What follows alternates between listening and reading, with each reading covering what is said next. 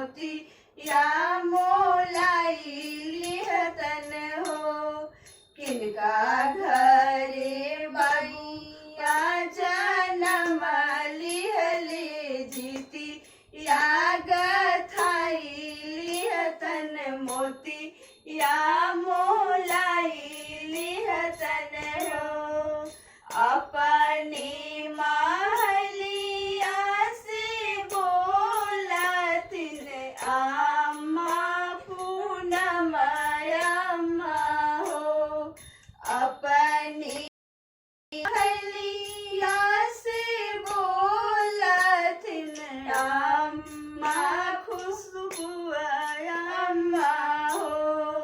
मोरो घरे बबुआ जनम लिहले जीती या गथाई ले हो मोती या मोलाई ले हो। मोरो घरे बबुआ जनम लिहले जीती या गथाई ले हो मोती या मोलाई लिहबो। आज बाड़े जीतिया के दिन जितवान बाबा के पूजब हो। आज बाड़े जीतिया के दिन जितवान बाबा के पूजब हो। बाबू माया लगी मंगव्यासी साया मर होई जई हन रायन जीती जई हन हो।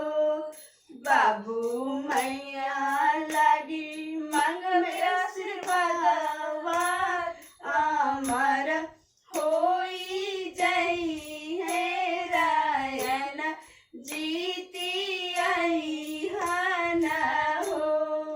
गलियानी गलियानी जोगी घूमे हाथ में जीतिया ले ले अब रो मोतिया ले ले हो। गलियानी गलियानी जोगी घूमे हाथ में जीतिया ले ले अब रो मोतिया ले ले हो। किनका घरे बबुआ जनम लिहलन जीती या गथाई लिहतन मोती या मोलाई लिहतन हो।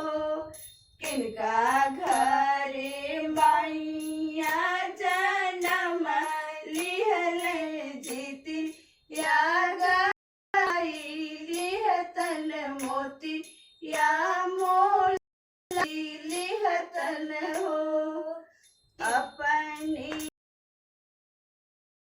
से बोलतिन अम्मा रंजुआ अम्मा हो। अपनी महलिया से बोलतिन अम्मा सरदा अम्मा हो। मोरो घरे बबुआ जनम लिहले जीती या गथाई ले हो मोती या मोलाई ले हो। हमरा घरे बबुआ जनम लिहले जीती या गथाई ले हो मोती या मोलाई लिहबो। आजू बाड़े जीती या कर दिना जितवान बाबा के पूजब हो। आजू बाड़े जीतिया के दिना जितवान बाबा की